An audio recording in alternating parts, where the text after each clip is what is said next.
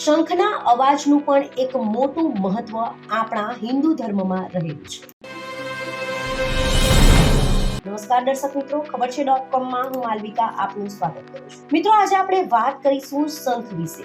જી, શંખના અવાજનું પણ એક મોટું મહત્વ આપણા હિન્દુ ધર્મમાં રહેલું છે. જો તમે વાસ્તુશાસ્ત્રમાં માનતા હોવ તો શંખના અવાજથી કઈ રીતે આપણા ઘરમાં મોટો બદલાવ આવે છે અને કઈ રીતે આપણા ઘરની સમસ્યાઓ દૂર થાય છે, શું ફાયદાઓ હોય છે શંખના, તે વિશે આપણે અહીં વિગતે વાત કરીશું. વાસ્તુશાસ્ત્ર મુજબ જો ઘરમાં દરરોજ શંખનો અવાજ ગૂંજતો હોય તો તમારા ઘરમાં મોટો બદલાવ જોવા મળી શકે છે.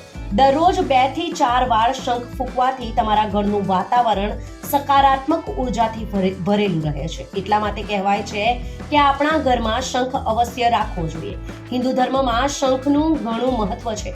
શંખને ઘરમાં રાખવાથી જ તમને ઘરની અંદર મોટી અસર જોવા મળશે. તેની પૂજા કરવાથી તમારી અંદર સકારાત્મક ઉર્જા પણ આવે છે. શંખને 14 રત્નોમાંથી એક માનવામાં આવે છે. જી હા, હિન્દુ માન્યતાઓ અનુસાર શંખની ઉત્પત્તિ એ 14 રત્નોમાંથી એક છે, જે સમુદ્ર મંથન દરમિયાન બહાર આવી હતી. એટલા માટે શંખને ખૂબ જ પવિત્ર માનવામાં આવે છે અને હિન્દુ ધર્મમાં શંખને ઘરમાં રાખવાનું અને તેની પૂજા કરવાનું વિશેષ મહત્વ છે. કોઈ પણ શુભ કાર્ય હોય કે ધાર્મિક વિધિમાં શંખ ફૂંકવાની પરંપરા હોય છે. સકારાત્મક ઉર્જા પણ વધે છે શંખથી અને વાસ્તુ દોષ પણ દૂર થાય છે. જી હા, કહેવાય છે કે જે ઘરમાં રોજ શંખ ફૂંકાય છે તે ઘર પણ ખૂબ જ શુભ માનવામાં આવે છે.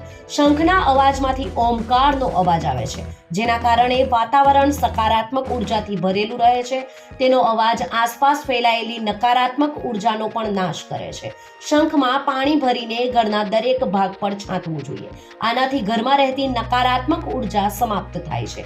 જે ઘરોમાં વારંવાર ઝઘડા થાય છે એ ઘરોમાં પણ શાંતિ આવે છે. આ સિવાય ઘરોમાંથી વાસ્તુ દોષ પણ દૂર થઈ જાય છે. ત્યારબાદ વાત કરીએ નાણાકીય સ્થિતિની, તો માન્યતાઓ અનુસાર જો ઘરમાં દરરોજ શંખ ફૂંકવામાં આવે છે તો તે ઘરની આર્થિક સ્થિતિ દિવસે ને દિવસે મજબૂત બને છે.